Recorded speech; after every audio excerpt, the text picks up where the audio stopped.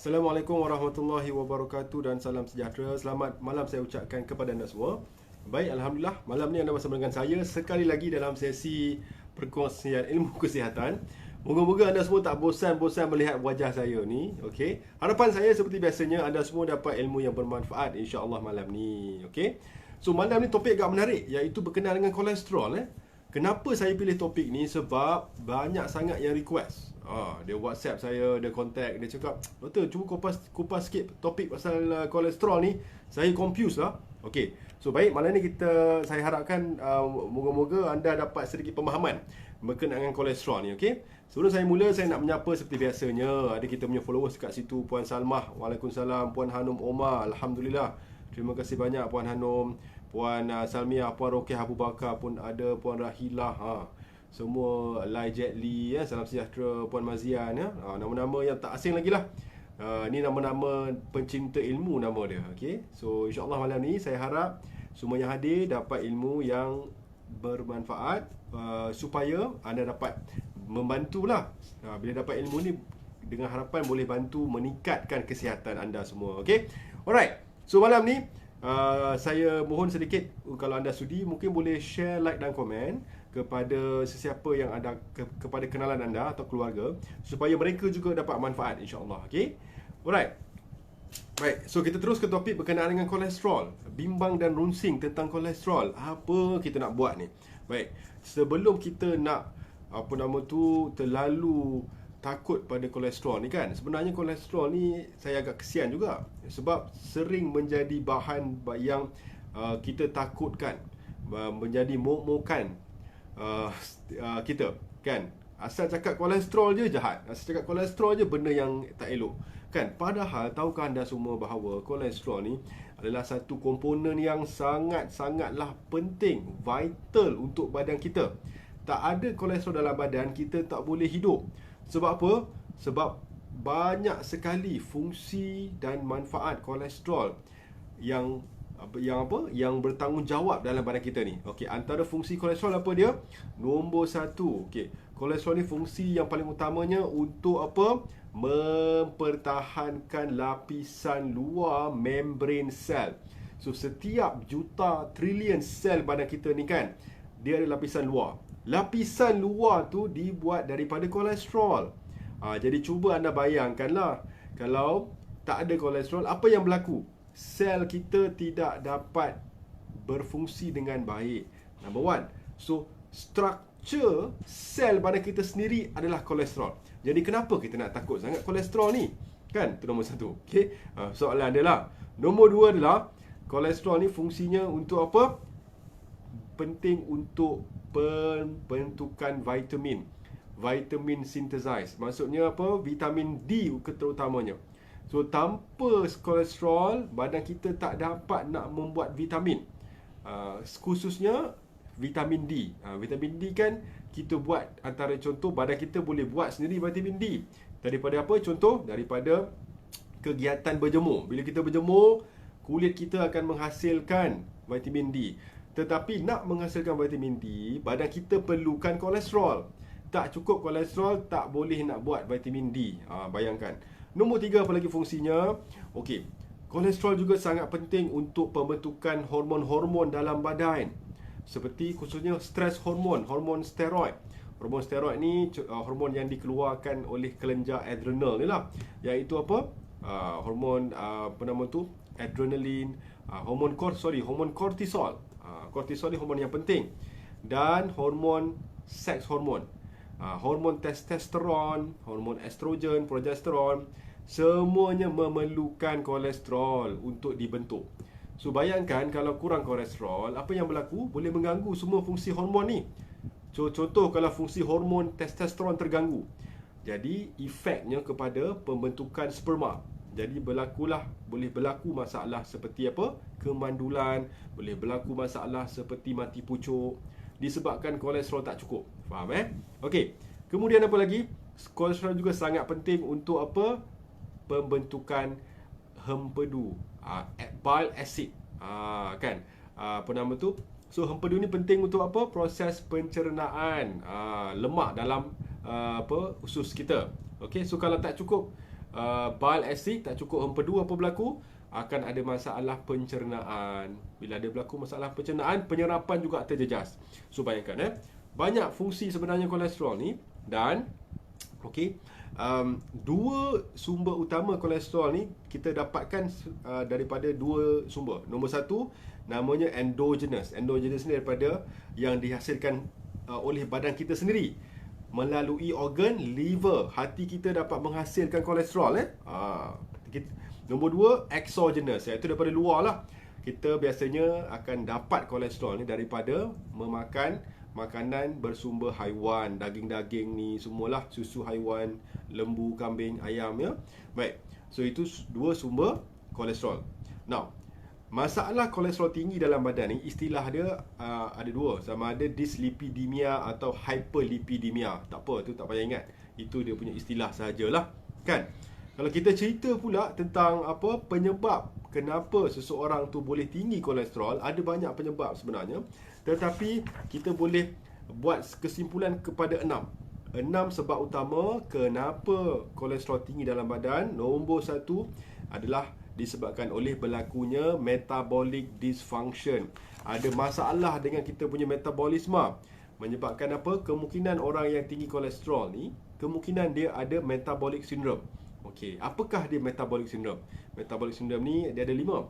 Satu, gula tinggi dalam badan. Kemudian tekanan darah tinggi dalam badan, high blood pressure. Kemudian apa? Ada abdominal obesity, lemak yang visceral, lemak dalaman yang besar kan.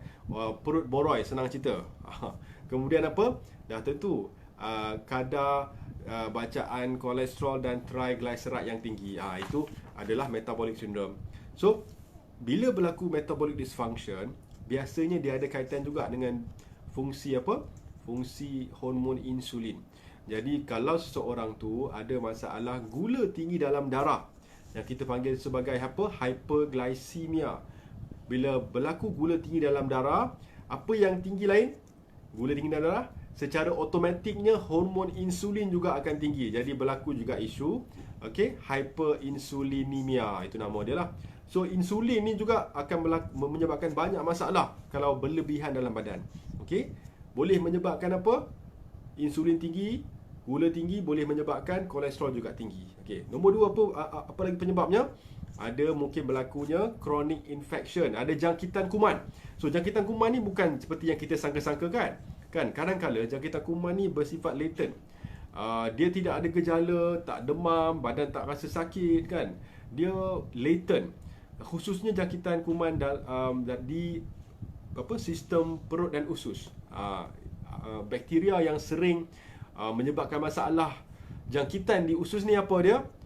Jenis H. pylori, Helicobacter pylori. So hati-hati. H. pylori juga, misalkan kalau anda punya perut dan usus tak sihat, sebab ada bakteria H. pylori ni, ianya juga boleh menyebabkan kolesterol anda tinggi. Kan? Siapa sangka jangkitan di perut boleh kaitan dengan kolesterol? Ya, betul, ada kaitan ya. Nombor 3, kemungkinan nombor 3 adalah fungsi thyroid anda tidak normal, khususnya underactive. Sebenarnya pada awal tahun 1980-an lah, 1980s dulu ni, sebelum wujudnya obat kolesterol yang paling terkenal di seantero dunia ni, kan, anda semua tahulah nama dia bermula daripada S, statins kita panggil. Tahun 80-an, cara doktor-doktor di barat merawat masalah high kolesterol ni adalah dengan memberikan hormon thyroid.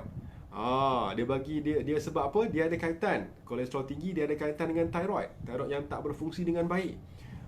So kena check. Misalkan kalau anda punya kolesterol tinggi, pastikan anda check juga fungsi thyroid. Sebab itu adalah masalah dasar dia, root cause dia. Kita nak fokus kepada masalah dasar, kan? Sebab kalau kita hanya merawat ranting-ranting, kan, batang-batang dia, tak selesai masalah dalaman dia. So kalau kita nak sembuh secara alami, nak pulih, nak sihat ni, kita kena selalu go deeper. Fokus kepada root cause. Alright. Nombor 4, apa lagi kemungkinannya? Nombor 4 adalah kalau ada masalah kolesterol tinggi ni disebabkan oleh masalah perut dan usus yang ada isu leaky gut atau gut dysbiosis, itu nama dia. Tak apa. Leaky gut ni maksud dia apa?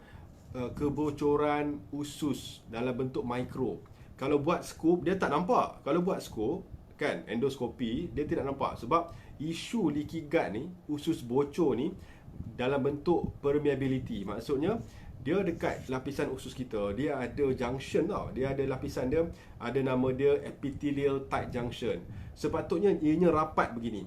Tapi bila berlaku kebocoran, junction tersebut dia longgar macam tu. Contoh ni ibaratlah kan. So bila berlaku ada lubang, ada kelonggaran di situ, ada ruang, benda-benda yang tidak sepatutnya tembus. Contoh bakteria daripada dalam usus, sepatutnya ada di situ, dia keluar daripada usus masuk ke dalam sistem badan yang lain melalui aliran darah. Kemudian ada lagi kita panggil inflammatory markers yang menyebabkan radang. Jadi itu adalah masalah kebocoran usus leaky gut ni. Okay. Now, nombor 5 apa lagi penyebabnya? Boleh disebabkan oleh nama dia environmental toxin. Toksin yang datang daripada faktor luaran. Contoh kalau perokok tegar. Kalau anda seorang perokok tegar, sama ada anda perokok aktif ataupun pasif, primary, secondary ataupun tertiary. Tertiary ada ke? Okey. So kalau anda primary tu yang hisap lah, secondary yang terkena asap rokok. Kemungkinan besar anda sudah terdedah dengan logam berat kadmium. So dalam asap rokok ni dia ada logam berat kadmium yang sangat-sangat toksik. Boleh menyebabkan juga kolesterol naik. Hati-hati. Kemudian apa lagi?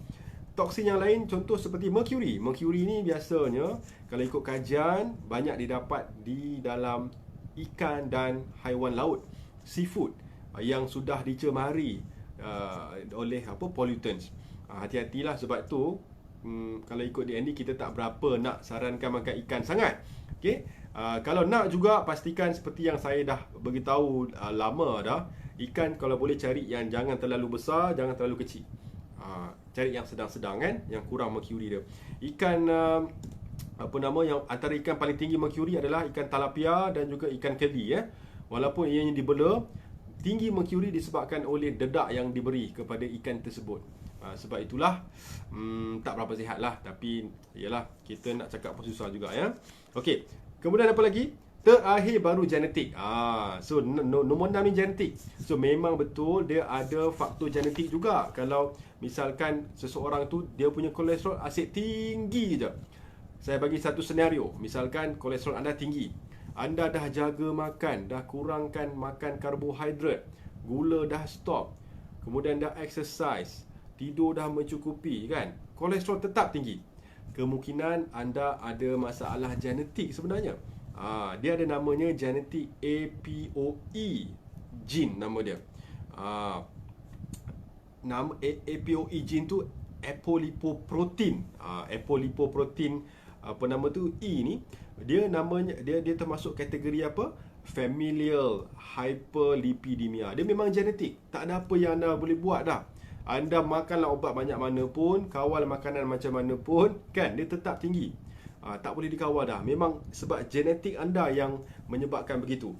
Okey, kenapa boleh jadi begitu? Sebab mereka yang ada masalah genetik ni, dia punya badan pesakit tersebut, badan seseorang yang ada masalah genetik ni, dia lebih menghasilkan kolesterol dengan kadar yang lebih banyak hasilkan kolesterol berbanding mereka yang tak ada masalah genetik ni. Kemudian di perut dan usus juga, penyerapan kolesterol ni untuk mereka yang ada masalah genetik ni kurang efisien. Macam itulah, sebab tu dia lebih banyak kolesterol yang circulating kat dalam darah dia, Okey. So tak ada masalah kan. Tu tak boleh nak buat apa dah. Okey. So kalau anda dalam jenis ni tak jadi masalah sebenarnya. Anda perlu perlu terus kawal pemakanan. Yang penting kalau anda ada masalah genetik ni, keradangan perlu dikawal. Sebab yang menyebabkan meningkatkan risiko seseorang kena sakit jantung, bukan disebabkan high kolesterol sahaja, tetapi keradangan, inflammation ni. So kalau anda kawal radang, insya-Allah anda punya risiko nak kena sakit jantung rendah. Okey, buat yang ada masalah inilah. Okey, APOE gene ni. Okey, dia ada dua, APOE 2, APOE 4. Tak apa, itu teknikal sangat Okey. Kalau jenis yang yang ada masalah genetik ni, unfortunately, secara genetik anda tidak sesuai untuk mengambil lemak-lemak sihat, khususnya dalam kategori saturated. So lemak tepu ni atau saturated ni, yang paling terkenal satu dunia apa dia? Minyak kelapa. Untuk yang lain tak apa. Untuk mereka yang tak ada masalah genetik, boleh ambil minyak kelapa darah. Tapi untuk yang ada masalah ni, unfortunately, malangnya tak sesuai ambil minyak kelapa darah. Soalan, macam mana nak test, doktor? Okey, nak test genetik APOE ni sangat-sangatlah mahal sebab ia advance. Dekat Malaysia saya tak pasti ada lab, tapi sangat 1-2 je boleh check. Tetapi dia kena dihantar ke luar negara nak check. Yang buat ni pun hanya functional medicine punya doktor saja. So tak perlulah sebenarnya kan. Sebab sangat mahal sebab ianya very precise. Kita panggil precision medicine lah macam tu. Alright. Kemudian apa lagi? Antara penyebab, alright, kolesterol boleh tinggi, hati-hati, disebabkan oleh pengambilan beberapa jenis ubat-ubatan. Contoh, obat pil perancang keluarga. Pil hormon tu ada risiko meningkatkan kolesterol. Hati-hati. Kemudian kalau anda mengambil obat steroid juga boleh meningkatkan kolesterol obat steroid ni, hati-hati juga. Dan apa lagi? Steroid, kemudian obat yang diuretics, yang melawaskan kencing. Hati-hati, ada juga risiko meningkatkan kolesterol. Dan of course, obat yang mensuppress immune system anda, immunosuppressant nama dia, okey, juga boleh menyebabkan kolesterol tinggi. Okey, so hati-hati. Now, penyebab yang berikutnya adalah apa dia? Obesity. Berat badan berlebihan juga boleh menyebabkan risiko tinggi. Sebab apa? Sebab berat badan berlebihan ni adalah gambaran kepada keradangan dalam badan anda. Lagi besar badan anda sebenarnya, lagi banyak dengan lemak, lagi tinggi inflammation. Jadi inflammation ni dia boleh meningkatkan kadar kolesterol, keradangan. Okey, boleh faham sampai sini? Now, kalau kita cerita bab teori, atau kita cerita bab senario lah. Biasa kalau anda pergi ke klinik atau hospital, anda akan buat blood test, anda akan check. Biasanya bacaannya dalam bentuk apa? Total kolesterol. Kemudian ada nombor 2 HDL. Kemudian ada LDL. Kemudian ada triglyceride. Biasa macam tu lah. Kadang-kadang ada non-HDL macam tu kan. Jadi anda kena ingat, apakah dia bacaan-bacaan tersebut? Okey, total kolesterol ni adalah kolesterol yang digabungkan, gabungan antara HDL dengan LDL. Okey, dan apakah pula HDL? HDL ni atau nama lain high density lipoprotein, yang dikatakan apa? Yang dikatakan baiklah. Baik kan, sebab dia high density. Tapi lipoprotein ni apa dia? Lipoprotein ni sebenarnya adalah transporter, carrier. So HDL tu sebenarnya adalah ibarat macam Grab atau transporter yang membawa kolesterol anda ke tempat-tempat, ke destinasi yang sepatutnya dituju. Okay, kalau HDL, kolesterol, adalah carrier, adalah transporter dalam bentuk lipoprotein yang membawa apa? Sel, yang membawa kolesterol anda daripada sel pergi ke, dari seluruh sel anda pergi ke organ hati, di mana di hati tersebut akan kolesterol tersebut akan distabilkan, akan di-recycle atau akan di-eliminatekan. Maknanya sebab tu ianya baik, sebab dia bawa kolesterol daripada sel pergi ke hati untuk dibuang atau untuk di-recycle. Sebab tu konon-kononnya dianggap baiklah. Okey, LDL ni pula, ini yang kita geruni low density lipoprotein. Kenapa dia jahat? Kenapa dia dianggap jahat lah? Dianggap, sebenarnya tak jahat pun. Dianggap jahat sebab fungsi LDL ni, dia membawa apa? Dia membawa kolesterol daripada hati pergi ke setiap sel dalam badan kita. Okey? Dan yang menjadi masalah adalah dari sudut risiko. LDL ni dibawa pergi kolesterol ni, dia transport kolesterol daripada hati ke sel-sel ni. Di dalam perjalanan, on the way, dia nak bawa kolesterol ni, ada kemungkinan besar dia akan berlanggar dengan dinding-dinding apa? Pembuluh darah, arteri. Sebab itulah agak digeruni. Dan kenapa pula antara sebab ia digeruni lain adalah dalam banyak-banyak kolesterol kan, LDL ni adalah paling majority, paling banyak berbanding dengan triglyceride, berbanding dengan HDL kan. Sebab itulah risiko untuk LDL ni merosakkan lapisan dalam pembuluh darah ni lebih tinggi. Itu yang orang takut tu. Walau bagaimanapun saya nak bagi tahu kat anda, LDL ni kita tak perlu geruni sangat. Sebab apa? Sebab ia hanya menjalankan fungsi dia kan, sebagai transporter kan. Dia tidak jahat, dia ada fungsinya yang tersendiri. Okey, yang menjadi isu sekarang LDL ni, dia ada dua jenis. Ada LDL yang saiznya small and dense, yang kecil dan padat. Okey, kita panggil apa?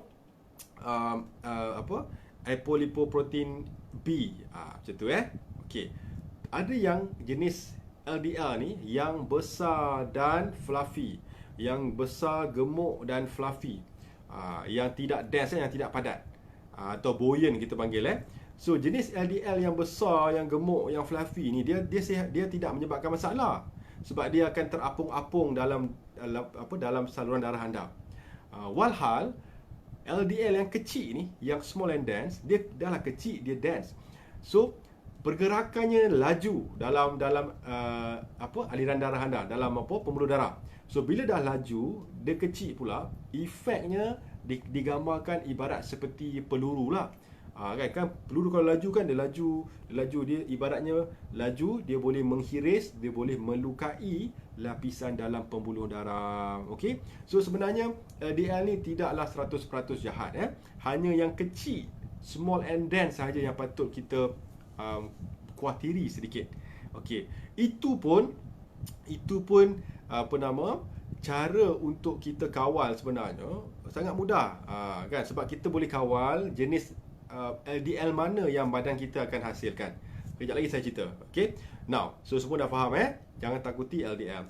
Now, kalau dari sudut triglyceride pula, triglyceride ni adalah lemak yang disimpan dalam kolesterol yang disimpan dalam lemak dalam badan, dalam simpanan lemak. So kalori-kalori kalau kita makan kan, makanan tersebut akan diubah menjadi kalori yang tidak digunakan oleh badan akan disimpan dalam bentuk triglyceride ni di sel-sel lemak. Macam tu Bila badan memerlukan, sel lemak akan berlakunya lipogenesis. So badan akan guna balik lemak tersebut. Okey? Faham Now, itu konsep dia. Okey, sekarang soalannya sekarang, macam mana cara nak baca? Okey, saya akan ajar anda sedikit saja. Yang penting sekarang anda bukan fokus kepada total kolesterol, kepada HDL, LDL saya suka kalau kita fokus kepada ini, satu cara nak kita panggil predictive reliable blood markers. Apakah bacaan darah yang lebih prediktif, yang lebih kita panggil berkemungkinan besar lah, accurate kan, untuk untuk menilai seseorang tu lebih berisiko nak kena sakit jantung atau tidak. Okey, antara caranya ada banyak cara. Antara cara yang paling mudah, simple, dengan menggunakan kaedah triglyceride dan HDL ratio.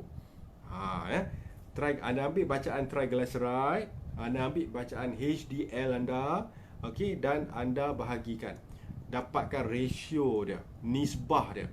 Misalkan kalau triglyceride dan HDL ratio anda di bawah pada 2, masih dianggap normal. Lebih baik kalau bawah pada 1 lah. Okey, bawah pada 1 dianggap normal. Bawah pada 1 dianggap normal. Di atas pada 1 barulah anda berisiko untuk kena lebih tinggi, kena sakit jantung. Dan kalau bacaannya di atas 1, memberi indikasi bahawa anda punya lemak LDL ni adalah dalam jenis small and dense. Dia kecil tu, yang berbahaya tu, yang saya sebut tadi. Tapi katakan bacaan triglyceride dengan HDL anda, rasionya, nisbahnya di bawah 1, kemungkinan besar jenis LDL anda banyak yang gemuk, besar dan fluffy, bererti yang tidak berbahaya. Istilahnya non-atherogenic atau less atherogenic. Kalau yang kecil dan padat ni, istilahnya atherogenic. Atherogenic maksudnya dia boleh merosakkan lapisan dalam pembuluh darah dan meningkatkan risiko apa? Sumbatan jantung. Sumbatan itulah. Saya nak anda faham Hopefully not too technical lah InsyaAllah. Okey. Kemudian apa lagi?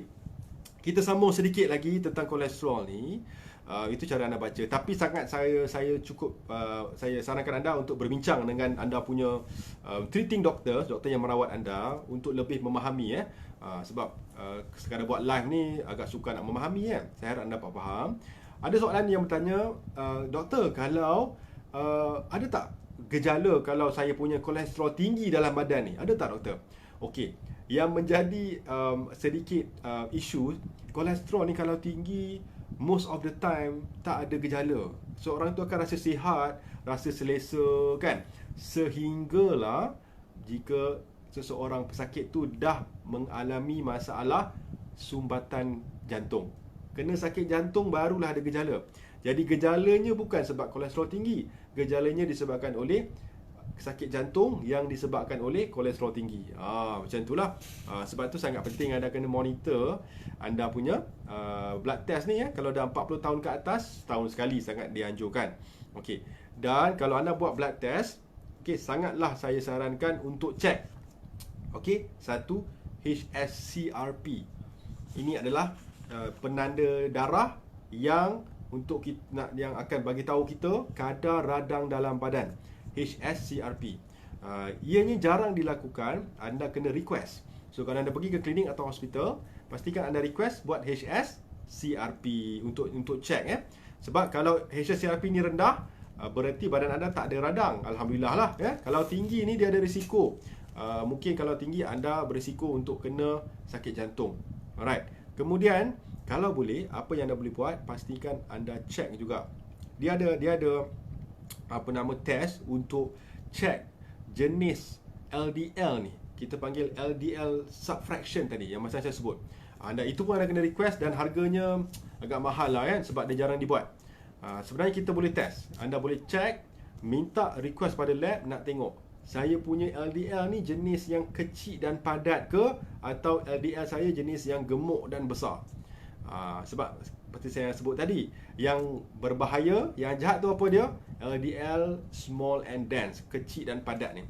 Alright, itu antara cara kalau nak check lah. Okay, sekarang kita pergi macam mana kita nak atasi masalah ni Alright, sangat simple sebenarnya. Alright, kalau kita nak treat the root cause adalah kita kena fokus kepada tadi penyebab dia. So penyebab utama adalah tadi nombor satu apa? Metabolic syndrome, masalah metabolik seperti kencing manis, darah tinggi, kolesterol kan. Itu semua masalah metabolik. So kita kena kawal semua masalah metabolik ni, dan kesemua masalah metabolik ni kalau ikut kajian dia akan bertumpu kepada satu sebab, kepada satu root cause. Kan ini ikut kajian Dr. Jason Fung boleh check kat YouTube lah, dia menarik So masalah kencing manis, darah tinggi, kolesterol, metabolic syndrome, dia akan menuju kepada satu X factor nama dia. X factor tersebut adalah apa? Hyperinsulinemia, iaitu kadar insulin yang terlalu tinggi dalam badan. Okey, so kita dah tahu itu dia punya root cause, itu akar dia. Macam mana cara kita nak kawal insulin ni agar tidak terlalu tinggi dalam badan? Sangat simple. Kita kena cuba buat root cause analysis, kita panggil, yang menyebabkan perembesan insulin dalam badan bila kita ambil apa? Kita makan makanan, khususnya dalam bentuk karbohidrat. So bila kita makan karbohidrat, organ pankreas kita akan merembeskan insulin untuk apa? Untuk membawa gula masuk ke dalam sel. Digunakan sebagai tenaga lah. So kita nak kurangkan insulin, apa yang perlu kita buat? Tak lain tak bukan, straight to the point, kita kena kurangkan pengambilan karbohidrat dalam diet kita. So that is the root cause kan. Bukanlah ambil ubat-ubatan ni. Root cause dia kita kena address.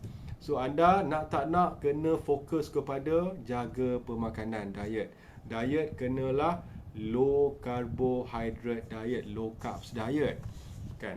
Sebab karbohidrat ni lah yang memberi impact kepada insulin tu. Dan kalau anda nak ambil high protein diet pun boleh. High protein ni sebagai dia akan compensate, dia akan stabilkan balik sebab anda kurang ambil karbohidrat. So anda kena kurangkan nasi dalam setiap portion anda. Saya sarankan paling banyak sehari segenggam tangan. Kan seperti saya sebut lah, satu genggam ni lah sehari kalau boleh. Tetapi so pinggannya kita ikut KKM punya pinggan, suku separuh. Suku pinggan karbohidrat, suku pinggan lagi apa? Protein. So protein yang terbaik kalau anda dapat boleh ambil sumber protein tumbuhan seperti apa? Seperti apa nama tu, tahu, tempe, cendawan, semua boleh. Separuh pinggan kita nak sumber micronutrients, macronutrients dan juga apa? Lemak sihat. Jadi sambal apa? Gulai-gulai anda boleh ambil. Masak lemak cili api ke, kari ke, kurma boleh. Asalkan jangan letak Ajinomoto lah, dan juga gula. Macam tu. Okay, so low carbs diet. Kuncinya low carbs diet, kuncinya kita nak kawal kadar gula dalam darah. Dan bila kita kawal gula dalam darah, kita kawal insulin terlalu tinggi. That's number one. Kemudian diet yang penting juga, apa yang anda perlu buat adalah anda kena tingkatkan pengambilan fiber. Serat juga anda kena tingkatkan dengan mengambil banyak buah-buahan dan sayur-sayuran. Kan? It's very basic. Sebab serat ni fungsi dia apa? Fungsi dia akan melekat kepada lemak dan kolesterol yang ada dalam usus untuk dikeluarkan melalui najis. Jadi directly dan indirectly badan anda akan lebih mudah mengawal lah kadar kolesterol sebab dah dikeluarkan melalui najis. Faham So sebab tu fiber sangat penting. Anda kena ambilkan makanan fiber ada dalam semua buah-buahan dan sayur-sayuran. Semua buah sayur ada serat. Jadi banyakkan, lebihkan makan sayur dan buah ni. Kalau boleh anda dapat 3 gram of soluble fiber, serat ni setiap kali makan. 3 gram Okey. Sebab mengikut kajian memang dia boleh membantu mengawal kolesterol. Kemudian apa lagi? Dia ada nama dia functional food. Okey, antara functional food atau suplemen yang penting untuk kawal kolesterol secara alami adalah berberin. So berberin ni dia adalah tumbuhan yang didapatkan daripada pokok berberin. Kan? So memang kalau ikut kajian berberin ni boleh bantu menurunkan kadar kolesterol LDL sebanyak 25% dan triglyceride 30%. So cari berberin di farmasi pun ada. Kemudian okey, ini yang agak istimewa. Yang paling powerful lah sebenarnya, cari di farmasi apa? Red rice yeast. Okey. Red rice yeast. Red rice yeast ni sebenarnya kalau ikut kajian dia punya kekuatan sama sahaja macam obat statin ni. Tetapi tanpa kesan sampingan. Tak ke best tu anda makan daripada bahan alami ni tapi tak ada side effect. Cari red rice yeast. Red tu merah, rice tu adalah nasi, yeast. Okey, cari. Okey, berberin tadi, red rice yeast, alright. Dan bawang putih, garlic juga lebihkan dalam masakan. Sebab garlic boleh bantu secara tak langsung untuk kawal. Dan lebihkan lemak-lemak sihat. Hindari lemak tak sihat, lebihkan lemak sihat. Okey, apakah dia lemak tak sihat? Khususnya lemak dalam bentuk trans fat, hydrogenated fat. Maksudnya lemak-lemak yang dah diindustrializekan dalam apa? Dalam lemak-lemak apa? Minyak-minyak ni, contoh minyak soya bean, minyak canola, minyak sunflower, bunga matahari. Semua minyak yang tidak sihat. Unfortunately sebab tinggi dengan omega 6 dan tinggi dengan trans fat. Dalam semua makanan proses tinggi dengan trans fat yang boleh menyebabkan radang. Okey? Dan meningkatkan kadar kolesterol. So hindari makanan proses, hindari makanan-makanan minyak-minyak yang tak sihat. Okey? Dan lebihkan minyak sihat seperti minyak kelapa dara, minyak zaitun, minyak avocado, semua sihat. Minyak sawit dah tentu. Kita punya kebanggaan kan, negara kita minyak sawit, dia sihat Minyak sawit antara minyak yang paling sihat sebenarnya. Kan? Sebab tu orang Mak Saleh jealous dengan kita, kan? Dia kan ada je benda yang nak block kita punya kemajuan minyak sawit ni. Dia orang jealous sebab dekat sana, industri mereka fokus kepada apa? Corn oil, minyak soya bean dan juga minyak canola dan juga minyak jagung. Itu mereka punya industri. Sebab tu mereka rasa tergugat dengan kita punya industri kelapa sawit. So not to worry, kelapa sawit paling sihat sebenarnya, antara paling sihat. Okey, kemudian apa lagi? Next, yang terakhir saya nak ucap kepada anda semua adalah, okey, misal yang penting juga adalah anda perlu cari EPA dengan DHA, omega 3. Omega 3 semua sangat penting. Dia boleh membantu mengawal kolesterol. Vitamin D3 sangat penting. Pastikan vitamin D3 anda ambil dengan K2 dan juga niacin. Ini semua boleh cari dekat farmasi. Alright. Now, misalkan anda ada masalah, anda dah ambil ubat kolesterol, nama saya tak payah sebut, dan anda ada gejala-gejala yang saya sebutkan ni, seperti pening kepala, lepas tu sering rasa lemah, sakit otot, sakit tulang, sakit badan, susah nak tidur, insomnia kan, sering lupa, cepat dah jadi pelupa, dan anda dah mula develop risiko nak dapat kencing manis. Hati-hati, kerana itu adalah kesan sampingan daripada ubat kolesterol.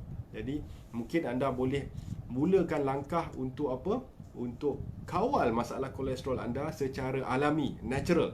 Cara natural nak kawal kolesterol ni seperti yang saya sebut tadi tu, fokus kepada diet.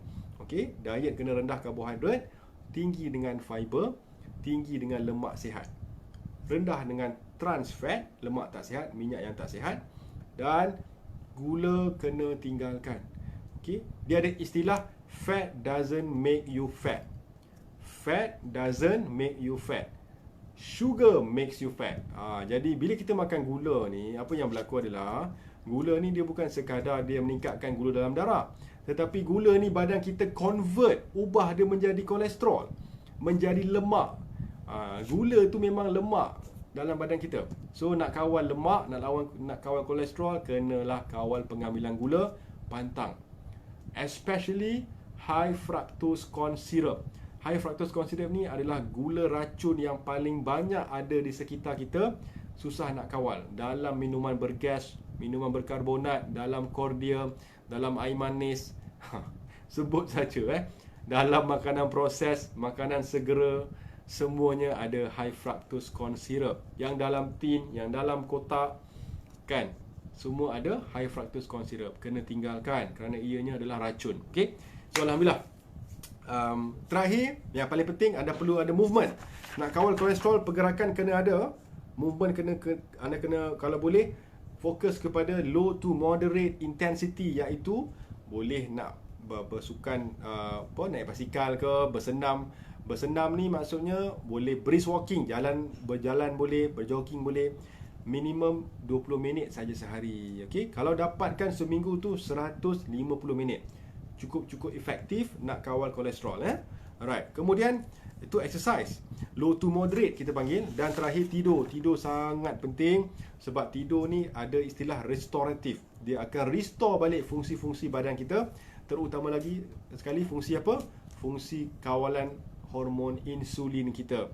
Tak cukup tidur, insulin akan meningkat, gula darah meningkat, tekanan darah meningkat, semua meningkat. Darah jadi pekat. Jadi kolesterol pun lebih mudah untuk tinggi. So tidur kena cukup 6 hingga 8 jam sehari. Untuk apa? Untuk bantu badan ini restore balik semua fungsi. Okey. Baik, saya rasa malam ni saya akhiri saja dahulu. Terima kasih banyak kerana sudi hadir semua. Saya harap anda semua dapat manfaat. Kalau ada soalan boleh ajukan di ruang komen. InsyaAllah saya cuba jawab. Rina Sidik, Waalaikumsalam. Ni saya punya saudara daripada Singapore lah. Ya kot.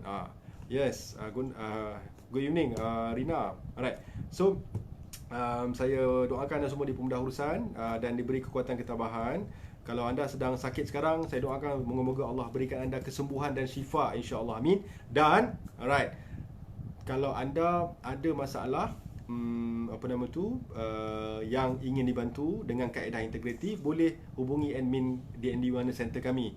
Kerana kita di Wellness Center DND ada program untuk bantu pesakit, reverse penyakit-penyakit seperti kencing manis, darah tinggi, kolesterol secara alami. Dan saya nak ajak anda semua untuk hadir ke Wisma DND World besok kerana kita ada promotion, kita ada kempen Men's Wellness Day, Hari Kesihatan Lelaki Sedunia.